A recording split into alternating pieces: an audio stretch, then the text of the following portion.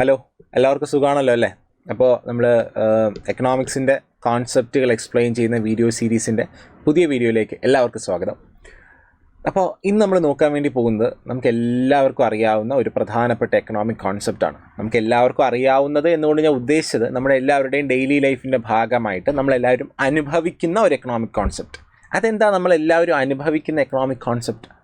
വേറെന്താ? ഇൻഫ്ലേഷൻ, വിലക്കയറ്റം, സാധനങ്ങളുടെ വില വർദ്ധിക്കുന്ന ആ ഒരു പ്രോസസ്സ് നമ്മളെല്ലാവരും അനുഭവിക്കുന്നതല്ലേ?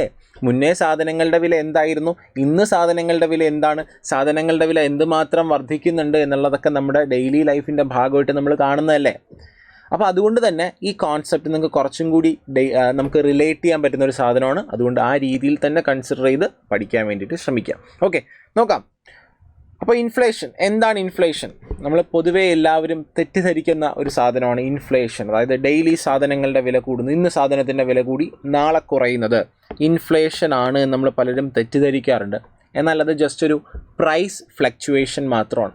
ചില ദിവസങ്ങളിൽ പച്ചക്കറികളുടെ വില കൂടും, അടുത്ത ദിവസം പച്ചക്കറിയുടെ വില കുറയും. അല്ലെങ്കിൽ എന്തെങ്കിലുമൊക്കെ ആഘോഷങ്ങൾ, ഇപ്പോൾ എന്തെങ്കിലുമൊക്കെ ഫെസ്റ്റിവൽക്ക് കാരണം ചില വിഭവങ്ങളുടെ, ചില സാധനങ്ങളുടെ, ചില വസ്തുക്കളുടെ വില കൂടുന്നു, അടുത്ത ദിവസം ആ സാധനത്തിൻ്റെ വില കുറയുന്നു. അതിന് നമുക്ക് ഇൻഫ്ലേഷൻ എന്ന് പറയാൻ പറ്റത്തില്ല. അത് ജസ്റ്റ് ഒരു പ്രൈസ് ഫ്ലക്ച്വേഷൻ മാത്രമാണ്.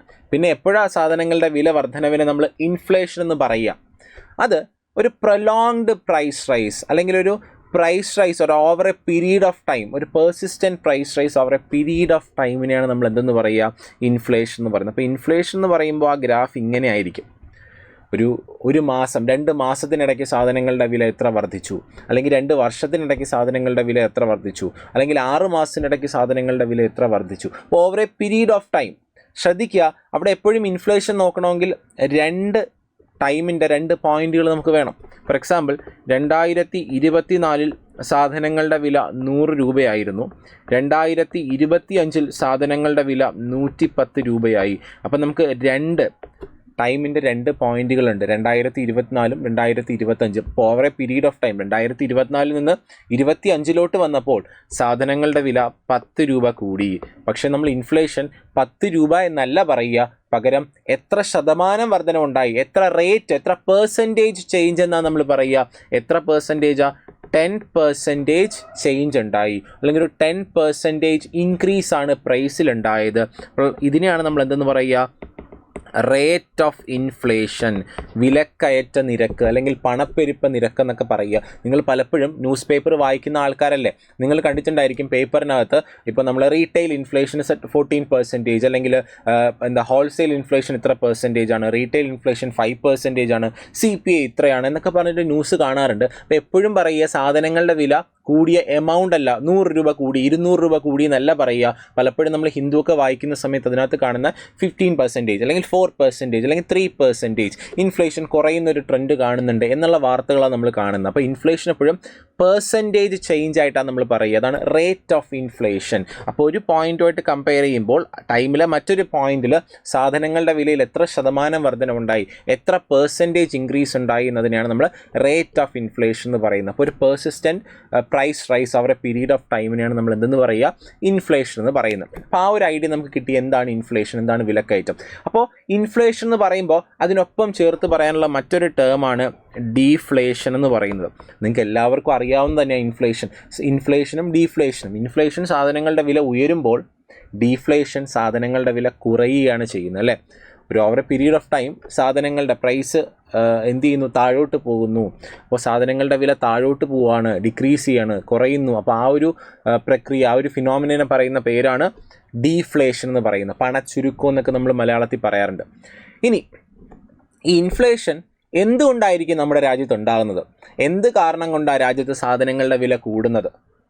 അപ്പം നമുക്ക് എന്ത് കാരണം കൊണ്ടാണെന്ന് ചോദിച്ചാൽ പ്രത്യേകിച്ച് ഒരു കാരണം മാത്രമായിട്ട് പറയാൻ പറ്റില്ല, ഒന്നിലധികം റീസൺസ് ഉണ്ട്. അപ്പം നമ്മുടെ രാജ്യത്തെ സാധനങ്ങളുടെ വില വർദ്ധിക്കാൻ, പ്രൈസ് ഇൻക്രീസ് ചെയ്യാൻ വേണ്ടിയിട്ട് ഒന്നിലധികം ഫാക്ടേഴ്സ് ഉണ്ട്. അപ്പോൾ എന്തൊക്കെ ഫാക്ടേഴ്സാണ്, അല്ലെങ്കിൽ എന്തൊക്കെയാണ് കോസസ് ഓഫ് ഇൻഫ്ലേഷൻ, ഇൻഫ്ലേഷന് കാരണങ്ങൾ എന്തൊക്കെയാണെന്ന് നമുക്ക് നോക്കാം. അപ്പോൾ അതിൽ ഒന്നാമതായിട്ട് നമുക്ക് പറയാൻ പറ്റുന്നത്, നമുക്കറിയാം, ഇപ്പോൾ ഒരു ഉദാഹരണം നോക്കി, നമ്മളിപ്പോൾ ഒരു മാർക്കറ്റിൽ പോവാണ്, നമുക്ക് ഫിഷ് മാർക്കറ്റിൽ പോവാം, മീൻ വിൽക്കുന്ന മീൻ മേടിക്കാൻ വേണ്ടി നമ്മൾ മീൻ മാർക്കറ്റിൽ പോവുകയാണ്. അപ്പോൾ ഫിഷ് മാർക്കറ്റിൽ പോകുന്ന സമയത്ത് അവിടെ കുറേ കച്ചവടക്കാർ എന്ത് ചെയ്യുന്നുണ്ട്, വിൽക്കാനായിട്ട് കുറേ മീനായിട്ട് അവിടെ നിൽപ്പുണ്ട്. അപ്പോൾ ഒരു 100 മീനാണ് എന്ത് ചെയ്യുന്നത്, മാർക്കറ്റിൽ വിൽക്കാൻ വേണ്ടി വച്ചിട്ടുള്ളതെന്ന് വിചാരിക്കുക. അപ്പോൾ ഇതിനെയാണ് നമ്മൾ മീനിൻ്റെ സപ്ലൈ എന്ന് പറയുന്നത്. ഇപ്പോൾ ഏതെങ്കിലും ഒരു മാർക്കറ്റിൽ ചെന്നു, ആ മാർക്കറ്റിൽ നമ്മൾ മീൻ മേടിക്കാൻ ചെന്ന സമയത്ത് 100 ഫിഷാണ് മാർക്കറ്റിൽ വിൽക്കാൻ കൊണ്ട് വച്ചിട്ടുള്ളത്. അതിനെയാണ് ആ ഫിഷിൻ്റെ സപ്ലൈ എന്ന് പറയുന്നത്. സപ്ലൈ എന്ന് വെച്ചാൽ എത്ര ക്വാണ്ടിറ്റി ഓഫ് ഐറ്റം നമുക്ക് വാങ്ങാൻ വേണ്ടിയിട്ട് മാർക്കറ്റിൽ അവൈലബിൾ ആയിട്ട് എത്ര ക്വാണ്ടിറ്റി ഓഫ് ഐറ്റം ഉണ്ട് എന്നുള്ളതിനാണ് സപ്ലൈ എന്ന് പറയുന്നത്. അപ്പോൾ ഇത് വാങ്ങാൻ വേണ്ടിയിട്ട് നോക്കിയപ്പോൾ ഏകദേശം ഒരു 200 ആൾക്കാരാണ് ഇത് വാങ്ങാൻ വേണ്ടി വന്ന് നിൽക്കുന്നത്. 100 മീനേ മാർക്കറ്റിലുള്ളൂ, പക്ഷെ വാങ്ങാൻ വേണ്ടിയിട്ട് 200 ആൾക്കാർ വന്ന് നിൽപ്പുണ്ട്. അപ്പം നമ്മളെപ്പോലുള്ള ആൾക്കാരൊക്കെ ചെന്നിട്ട് അവിടെ എന്താ ചെയ്യുന്നത്, ഡിമാൻഡ് ചെയ്യുന്നു അല്ലേ, മീൻ വേണം, എനിക്ക് മീൻ താ എന്ന് പറഞ്ഞ് നമ്മൾ ഡിമാൻഡ് ചെയ്യുകയാണ് ചെയ്യുന്നത് അല്ലേ. അപ്പോൾ അവിടെ എന്താ 200 പേര് വന്നിട്ട് 100 മീൻ ഡിമാൻഡ് ചെയ്യുകയാണ്. കച്ചവടക്കാരന് അതിനെ മുറിച്ച് 2ആയിട്ട് കൊടുക്കാം, പക്ഷേ ആൾക്കാർക്ക് അങ്ങനെ വേണ്ട, ഒരു ഫുൾ മീനാണ് വേണ്ടത്, ഫുൾ ഫിഷ് ആയിട്ടാണ് എന്ത് ചെയ്യുന്നത് വേണ്ടത്, അവർക്ക് ഫ്രൈ ചെയ്യാൻ വേണ്ടിയിട്ടാണെന്ന് വിചാരിക്കുക. അപ്പോൾ അങ്ങനെ എന്ത് ചെയ്യുന്നു, 200 ആൾക്കാർ വന്നിട്ട് 100 മീൻ ഡിമാൻഡ് ചെയ്യുന്നു, പക്ഷേ കച്ചവടക്കാരന് ഒരാൾക്ക് മുറിച്ച് കൊടുക്കാൻ പറ്റത്തില്ല. അപ്പോൾ നോക്കി, demand is greater than supply. വാങ്ങാൻ വന്ന ആൾക്കാർ കൂടുതലും, എന്നാൽ വിൽക്കാൻ വച്ചിരിക്കുന്ന ഫിഷിൻ്റെ ക്വാണ്ടിറ്റി കുറവുമാണ്. ഇനിയിപ്പോൾ ആ ഫിഷ് മാർക്കറ്റിലുള്ള കച്ചവടക്കാർക്ക് ഒരേ ഒരു കാര്യം മാത്രമേ ചെയ്യാൻ പറ്റത്തുള്ളൂ, അവർക്ക് എന്ത് ചെയ്യാൻ പറ്റും, ഈ ഒരു സാധനത്തിൻ്റെ വില കൂട്ടാൻ വേണ്ടി പറ്റും. ഒരു സാധനത്തിൻ്റെ പ്രൈസ് കൂട്ടി, കാരണം ഡിമാൻഡ് കൂടുതലാണ്. സാധനം നമുക്കറിയാം, മാർക്കറ്റിൽ പൊതുവെ ഒരു സാധനത്തിന് ഡിമാൻഡ് കൂടുമ്പോൾ നമുക്കറിയാം ക്രിസ്മസ് സീസണിൽ ഈ പറയുന്ന പോലെ ക്രിസ്മസ് അലങ്കാരത്തിന്, ഇപ്പോൾ ഈ പറയുന്ന പോലെ എന്താ ക്രിസ്മസ് ട്രീക്കും അതുപോലത്തെ കാര്യങ്ങൾക്കെല്ലാം വില കൂടുതലാണ്. അതുപോലെ മഴ സമയത്ത് കുടയ്ക്ക് വില കൂടുതലാണ്. അതുപോലെ തന്നെ സ്കൂൾ തുറക്കുന്ന സമയത്ത് ബുക്കുകൾക്കൊക്കെ അതുമായിട്ട് ബന്ധപ്പെട്ട് സ്കൂൾ ബാഗുകൾക്കൊക്കെ വില കൂടുതലാണ് അല്ലേ. പ്രത്യേക സീസൺ ആകുന്ന സമയത്ത് അതത് ഉൽപ്പന്നങ്ങൾക്ക്, ഓണം ആകുന്ന സമയത്ത് പച്ചക്കറികൾക്കൊക്കെ വില കൂടുതലാണ്. അപ്പം അങ്ങനെ വരുമ്പോൾ ഡിമാൻഡ് കൂടിക്കഴിഞ്ഞാൽ ഉറപ്പായിട്ടും സപ്ലൈ അതിനനുസരിച്ച് ഇല്ല എന്നുണ്ടെങ്കിൽ, മാർക്കറ്റിൽ അതിനനുസരിച്ച് സാധനങ്ങൾ ഇല്ല എന്നുണ്ടെങ്കിൽ ഉറപ്പായിട്ടും കച്ചവടക്കാരന് ഒരു കാര്യമേ ചെയ്യാൻ പറ്റത്തുള്ളൂ, വില കൂട്ടുന്നു അല്ലേ. വില കൂടുന്നു, വില കൂടി അവിടെ എന്തുണ്ടായി, സാധനങ്ങളുടെ വില കൂടി. അതിനെയാണ് നമ്മൾ ഇൻഫ്ലേഷൻ എന്ന് പറയുന്നത്. മാർക്കറ്റിൽ എത്രയാണോ സപ്ലൈ ഉള്ളത് അതിനേക്കാളും കൂടുതൽ ആൾക്കാർ വന്ന് സാധനങ്ങൾ ഡിമാൻഡ് ചെയ്തു. സാധനത്തിൻ്റെ വില കൂടാൻ വേണ്ടി കച്ചവടക്കാരൻ നിർബന്ധിതനായി. അദ്ദേഹത്തിന് വില കൂട്ടാതെ വേറെ വഴിയില്ല. അപ്പോൾ ഇതുവഴി ഇൻഫ്ലേഷൻ ഉണ്ടായില്ലേ, സാധനത്തിൻ്റെ വില കൂടി. അതിനാണ് നമ്മൾ ഇൻഫ്ലേഷൻ എന്ന് പറയുന്നത്. അപ്പോൾ ഇത്തരത്തിലുണ്ടാകുന്ന ഇൻഫ്ലേഷൻ നമ്മൾ വിളിക്കുന്ന പേരാണ് ഡിമാൻഡ് പുൾ ഇൻഫ്ലേഷൻ. എന്തെന്ന് പറയുന്നു, ഡിമാൻഡ് പുൾ ഇൻഫ്ലേഷൻ എന്ന് പറയുന്നു. അപ്പോൾ എന്താ ഡിമാൻഡ് പുൾ ഇൻഫ്ലേഷൻ എന്ന് പറയുന്നത്, കൂടുതൽ ആൾക്കാർ ഡിമാൻഡ് ചെയ്യുന്നു, പക്ഷേ മാർക്കറ്റിൽ അതിനനുസരിച്ചുള്ള സപ്ലൈ ഇല്ല. അങ്ങനെ ആകുമ്പോൾ സാധനങ്ങളുടെ വില ഉറപ്പായിട്ടും കൂടേണ്ടി വരും. അങ്ങനെ ഉണ്ടാകുന്ന ഇൻഫ്ലേഷനാണ് ഡിമാൻഡ് പുൾ ഇൻഫ്ലേഷൻ എന്ന് പറയുന്നത്. ക്ലിയർ അല്ലേ? ഇനി ഡിമാൻഡ് എങ്ങനെയൊക്കെയാണ് കൂടുക, എങ്ങനെയൊക്കെയാണ് ഡിമാൻഡ് കൂടുക? ചിലപ്പോൾ സപ്ലൈ കുറഞ്ഞാൽ ഡിമാൻഡ് കൂടാം. ആവശ്യത്തിന് സാധനങ്ങൾ മാർക്കറ്റിൽ ഇല്ല എന്നുണ്ടെങ്കിൽ ഡിമാൻഡ് കൂടി നിൽക്കാം. ഇല്ല എന്നുണ്ടെങ്കിൽ ജനങ്ങളുടെ കയ്യിലോട്ട് കൂടുതൽ ക്യാഷ് വരുന്നു, ജനങ്ങളുടെ കയ്യിലോട്ട് കൂടുതൽ പണം വരുന്നു. നമ്മുടെ എല്ലാവരുടെയും കയ്യിൽ കൂടുതൽ പണം വന്നു. നമ്മൾ മാർക്കറ്റിൽ ചെന്ന് ഒരുപാട് സാധനങ്ങൾ മേടിക്കത്തില്ലേ. അപ്പോൾ ജനങ്ങളുടെ കയ്യിലോട്ട് കൂടുതൽ പണം, എക്കണോമിയിലോട്ട്, സമ്പദ് വ്യവസ്ഥ, ജനങ്ങളെല്ലാവരും ചേരുന്നതല്ലേ എക്കണോമി. നമ്മുടെ കയ്യിലോട്ട് കൂടുതൽ പണം വന്നാൽ ഉറപ്പായിട്ട് നമ്മൾ കൂടുതൽ ഡിമാൻഡ് ചെയ്യും, വീണ്ടും സാധനങ്ങളുടെ വില കൂടും. അങ്ങനെ പല സാഹചര്യങ്ങളിൽ എന്ത് ചെയ്യുന്നുണ്ട്, ഈ പറയുന്ന പോലെ സാധനങ്ങളുടെ വില കൂടാനുള്ള, പ്രത്യേക ഫെസ്റ്റീവ് സീസണൊക്കെ ഉണ്ടാകുന്ന സമയത്ത് ഡിമാൻഡ് കൂടും. അപ്പോൾ അങ്ങനെ ജനങ്ങളുടെ കയ്യിലോട്ട് കൂടുതൽ പണം വരുമ്പോഴും, നമ്മുടെ ഈ പറയുന്ന സ്പെൻഡിങ് ഹാബിറ്റ് കൂടുന്ന സമയത്തും, അതുപോലെ തന്നെ സപ്ലൈ കുറയുന്ന സമയത്തൊക്കെ ജനങ്ങളുടെ ഡിമാൻഡ് അവിടെ കൂടാം. അങ്ങനെ സാധനങ്ങളുടെ വില കൂടാം, അങ്ങനെ ഇൻഫ്ലേഷൻ ഉണ്ടാകാം. അങ്ങനെ ഇൻഫ്ലേഷൻ ഉണ്ടായാൽ അതിന് നമുക്ക് ഡിമാൻഡ് പുൾ ഇൻഫ്ലേഷൻ എന്ന് വിളിക്കാം. ഡിമാൻഡ് പുൾ, ഡിമാൻഡ് കാരണം, കൂടുതൽ ഡിമാൻഡ് കാരണം ഉണ്ടായ ഇൻഫ്ലേഷൻ. നമ്മളാ പുള്ള് ചെയ്യുന്നത്, നമ്മളാ ഡിമാൻഡ് ചെയ്യുന്നത് അല്ലേ. നമുക്ക് സാധനം വേണമെന്ന് പറഞ്ഞാൽ നമുക്ക് ആവശ്യപ്പെടുക, നമുക്ക് ഫിഷ് വേണം, ഫിഷ് മാർക്കറ്റിൽ നമുക്ക് എല്ലാവർക്കും ഫിഷ് വേണമെന്ന് പറഞ്ഞാൽ നമ്മൾ എന്ത് ചെയ്യുന്നുണ്ട്, പുള്ള് ചെയ്യും. നിങ്ങളൊന്ന് ആലോചിച്ച് നോക്കി, എല്ലാവരും വലിക്കുക, എല്ലാവരും വേണമെന്ന് ആവശ്യപ്പെട്ടത് കാരണം പക്ഷേ കച്ചവടക്കാരൻ എല്ലാവർക്കും കൊടുക്കാൻ പറ്റത്തില്ല, അദ്ദേഹം വില കൂട്ടി. വില കൂട്ടുമ്പോൾ എന്ത് ചെയ്യും, പൈസ ഉള്ളവൻ മാത്രം വാങ്ങിക്കും, ഇല്ലാത്തവൻ പോകും. ഇതാണ് ഡിമാൻഡ് പുൾ ഇൻഫ്ലേഷൻ എന്ന് പറയുന്നത്. ഇനി ഇത് മാത്രമാണോ ഇൻഫ്ലേഷൻ ഉണ്ടാകാനുള്ള കാരണം? അല്ല. ഇനി മറ്റൊരു കാരണമുണ്ട്, നോക്കിയേ. അതായത് ഫോർ എക്സാമ്പിൾ നമുക്ക് ഏതെങ്കിലും ഒരു സാധനം എടുക്കാം, ഒരു നോട്ട്ബുക്ക്. ഓക്കെ, ഒരു നോട്ട്ബുക്ക് നമുക്ക് എൻ്റെ ക്ലാസ്മേറ്റ്സിൻ്റെ ഒരു നോട്ട്ബുക്ക് ഉണ്ട്. ആ നോട്ട്ബുക്കിന് 2020 ക്ലാസ്മേറ്റ്സിൻ്റെ ഒരു നോട്ട്ബുക്കിന് ക്ലാസ്മേറ്റ്സ് കമ്പനി, ആ കമ്പനിക്ക് ആ ഒരു നോട്ട്ബുക്ക് നിർമ്മിക്കാൻ വേണ്ടിയിട്ട് അവർക്കായ കോസ്റ്റ് എന്ന് പറയുന്നത് ഒരു 25 രൂപയാണ്. ഓക്കെ, അപ്പോൾ 2020 ക്ലാസ്മേറ്റ്സ് എന്ന് നോട്ട്ബുക്ക് അറിയാലോ, ആ നോട്ട്ബുക്ക് നിർമ്മിക്കാൻ ആ കമ്പനിക്ക് ആയ ചിലവ് 25 രൂപയാണ്. നോട്ട്ബുക്കിൻ്റെ ചിലവെന്ന് പറയുമ്പോൾ പേപ്പർ വരും, അതിൻ്റെ അതുപോലെ തന്നെ ഫ്രണ്ട് പേജ് വരും, ഫ്രണ്ട് ബൈൻഡ് വരും, അതുപോലെ തന്നെ അതിൻ്റെ പ്രിൻറ്റിംഗ് കോസ്റ്റ് വരും, മാർക്കറ്റിംഗ് കോസ്റ്റ് വരും, തൊഴിലാളികൾ കൊടുക്കുന്ന ലേബർ കോസ്റ്റ് വരും, ഇലക്ട്രിസിറ്റി ചാർജ് വരും, പ്രിൻറ്റ് ചെയ്യാൻ പ്രസ്സിൽ ഉപയോഗിക്കുന്ന ഇങ്കിൻ്റെ ചാർജ് വരും. അങ്ങനെ ഒരുപാട് കാര്യങ്ങൾ ചേർന്നിട്ട് റോ മെറ്റീരിയൽ കോസ്റ്റ്, പിന്നെ പ്രോഫിറ്റ്, അല്ലെങ്കിൽ മീൻസ് റോ മെറ്റീരിയൽ കോസ്റ്റ് എല്ലാം കൂടെ ചേർത്ത് കമ്പനിക്കായ കോസ്റ്റ് എന്ന് പറയുന്നത് 25 രൂപയാണ്. കോസ്റ്റ് എന്ന് വെച്ചാൽ ആയ ചിലവ്, പ്രോഫിറ്റ് വരില്ല. കോസ്റ്റ് എന്ന് വെച്ചാൽ കമ്പനിക്ക് ആ ബുക്ക് നിർമ്മിക്കാനായിട്ടുള്ള ചിലവെന്ന് പറയുന്നത് 25 രൂപയാണ്. കമ്പനി ആ ഒരു ബുക്ക് മാർക്കറ്റിൽ വിൽക്കുന്നത് 30 രൂപയ്ക്ക്. അതിനെയാണ് അതിൻ്റെ പ്രൈസ് എന്ന് പറയുക. നിങ്ങൾ ശ്രദ്ധിച്ചിട്ടുണ്ടോ, ഒരു സാധനം വാങ്ങാൻ പോകുമ്പോൾ നമ്മളതിന് കൊടുക്കുന്നത് കോസ്റ്റാണോ പ്രൈസാണോ? പ്രൈസ് ആണല്ലേ, വില. MRP നിങ്ങൾ കേട്ടിട്ടില്ലേ, മാക്സിമം റീറ്റെയിൽ പ്രൈസ്, MRP വില, പ്രൈസ്. അപ്പോൾ നമുക്ക് മാർക്കറ്റിൽ നിന്ന് ഒരു സാധനം വാങ്ങുമ്പോൾ നമ്മൾ കൊടുക്കുന്ന വിലയാണ്, കോസ്റ്റ് അല്ല, ചിലവല്ല, പ്രൈസാണ്. 30 രൂപ കമ്പനി വിൽക്കുന്നു. കമ്പനിക്ക് ലാഭം അവിടെ എന്താ, 5 രൂപ പ്രോഫിറ്റിനാണ് കമ്പനി ആ ഒരു ബുക്ക് വിൽക്കുന്നത്.